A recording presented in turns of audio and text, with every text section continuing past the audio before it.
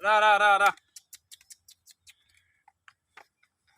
ও ভাই, সব সাধকের সেরা সাধক আমার দেশের চাষা, এটা শুধু বই পুস্তকেই ঠিক আছে, কিন্তু আমরা এই কৃষি সাধনা করে কি পাইছি? কিচ্ছু পাই নাই আমরা, জানেন, কিচ্ছু পাই নাই। এই সারা জীবন কৃষি সাধনা করলাম আমরা, শুধু খেয়ে দিয়ে কোনো রকম বেঁচে আছি। কেউ কি বলতে পারবেন কোনো কৃষক এই কৃষি কাজ থেকে উৎপাদন করে অর্থ উপার্জন করে শহরে একটা বাড়ি করছে বা শহরে একটু জায়গা রাখছে?